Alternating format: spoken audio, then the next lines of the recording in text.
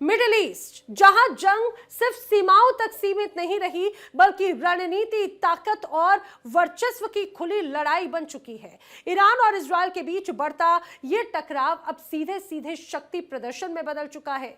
एक तरफ अमेरिका की सैन्य ताकत, दूसरी तरफ इजरायल की सटीक प्लानिंग और इनके निशाने पर सिर्फ सैन्य ठिकाने नहीं बल्कि वो ढांचे भी हैं जो किसी देश की रीढ़ माने जाते हैं। और ईरान भी अब अपनी सुरक्षा में पूरी तरह से उतर चुका है।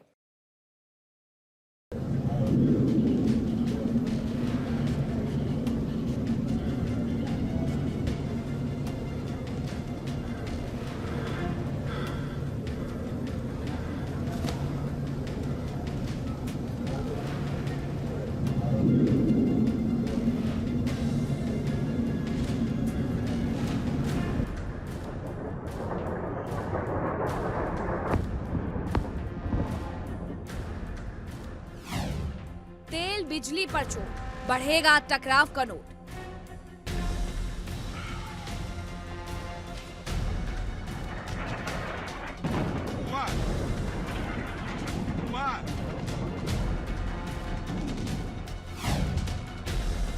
एनर्जी पर अटैक, बढ़ेगा ग्लोबल इंपैक्ट।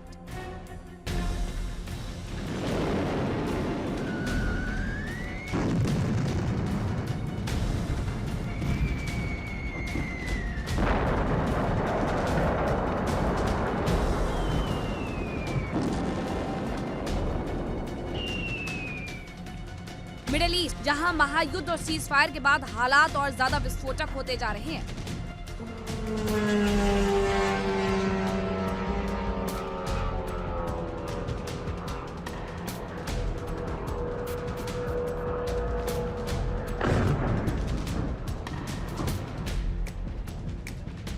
ईरान और इजरायल के बीच टकराव अब खुली जंग का रूप ले चुका है। बीते युद्ध में इजरायल और अमेरिका ने मिलकर ईरान पर कई बड़े हमले किए और इसी के साथ जंग को एक नया नाम भी दे दिया गया था।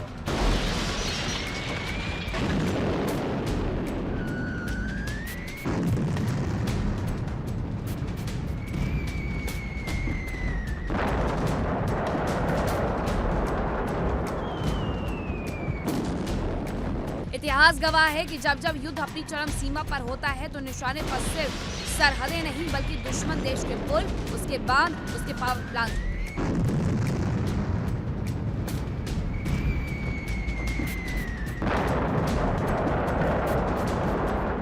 ऐसा ही मिडिल ईस्ट में भी देखने को मिला कि जिस तरह अमेरिका और इजरायल ईरान को तबाह करना चाहते थे। इस पूरी जंग में भले ही अमेरिका फ्रंट में रहा हो, लेकिन इजरायल सबसे ज्यादा मजबूती के साथ और प्लानिंग के साथ इस जंग में उतरा हुआ था।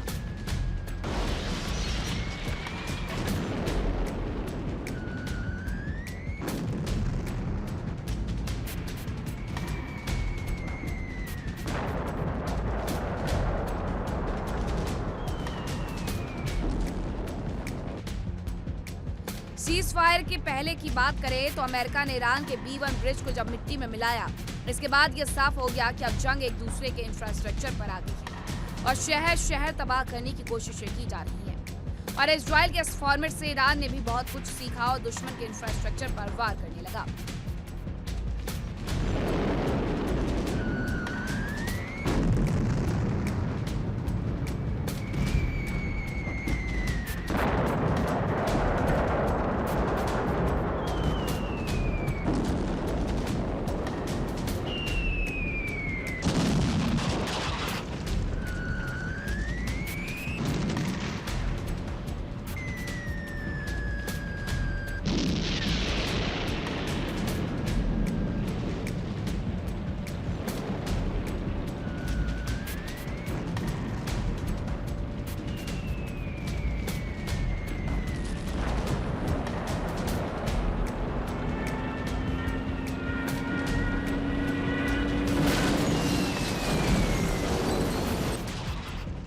इजरायल बिना रुके ईरान पर हमले कर रहा था। इजरायल ने अपने ऑपरेशन को नाम दिया था रोरिंग लॉयन, जबकि अमेरिकी रक्षा मुख्यालय पेंटागन ने अपने मिशन को कहा था एपिक फ्यूरी। इस जंग में सबसे बड़ा चेहरा सामने आ रहा है नेतन्याहू का, यानी दहाड़ भी और गुस्सा भी। संकेत साफ है,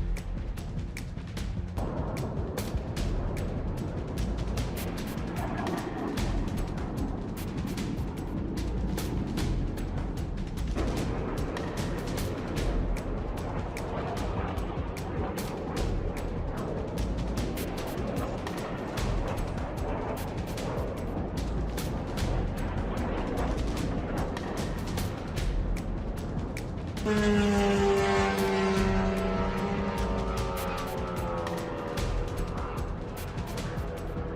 अब और उग्र होने वाली है, पर इस पूरे घटनाक्रम में केंद्र में है बेंजामिन नेतन्याहू, एक ऐसे नेता जो हर संकट में सुर्खियों में रहता है और जिसे दुनिया किंग बीबी के नाम से भी जानती है।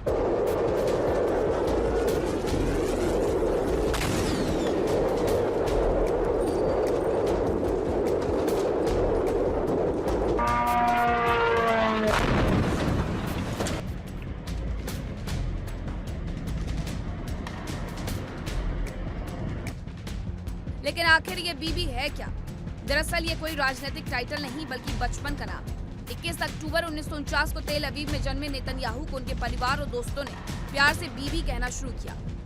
छोटा नाम, आसान, और धीरे धीरे यही नाम बन गया उनकी पहचान।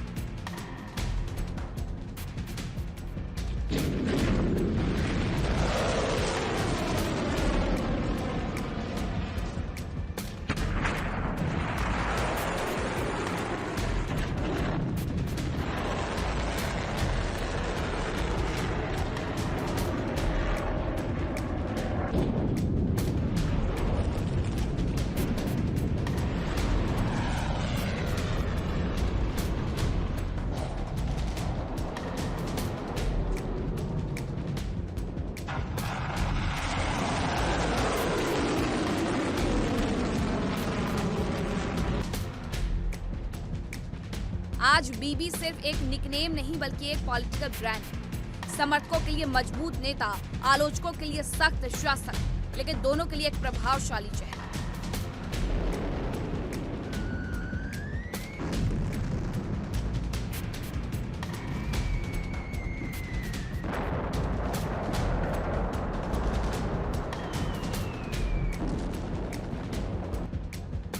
नेतन्याहू की पहचान सिर्फ इजराइल तक सीमित नहीं है।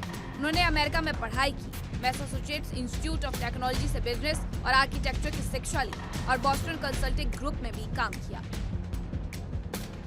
साल 1996 में पहली बार सत्ता में आए, फिर 2009 से 2021 तक लगातार शासन किया और 2022 में एक बार फिर वापसी की। बार बार चुनाव जीतना उन्हें बनाता है इजराइल की राजनीति का सबसे टिकाऊ चेहरा।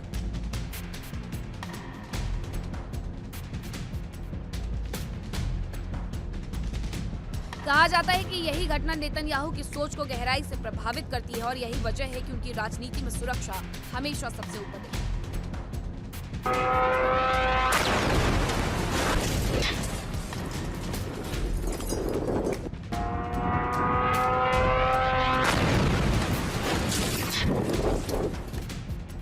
अब एक बार फिर बीबी युद्ध के मैदान में है। रॉरिंग लॉयन की दहाड़ और एपिक फ्यूरी का प्रहार दोनों मिलकर संकेत दे रहे हैं कि सीजफायर की शर्तों पर अगर बात नहीं बनी तो 2 हफ्तों के बाद हालात और भी ज्यादा खतरनाक हो सकते हैं। दहाड़ता शेर, भड़कता फ्यूरी, बीबी का वार, जंग तैयार।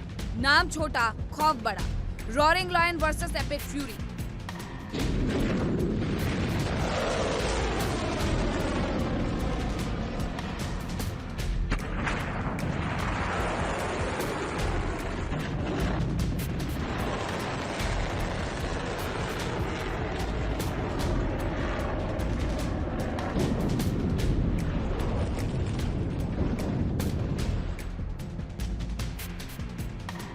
मिडिल ईस्ट में आग और बढ़ता दबाव।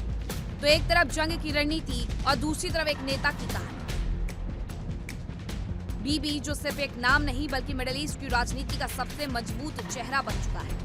अब देखना होगा कि ये जंग किस दिशा में जाती है और बीबी का अगला कदम क्या होता है।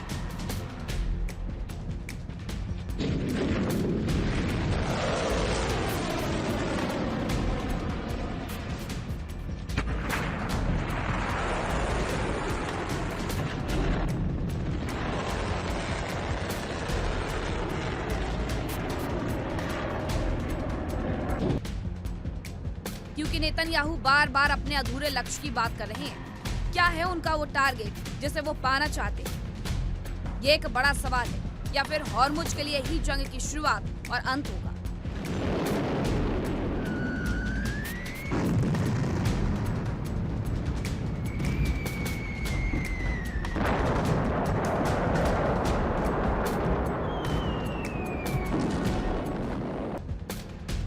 Bureau report, India daily.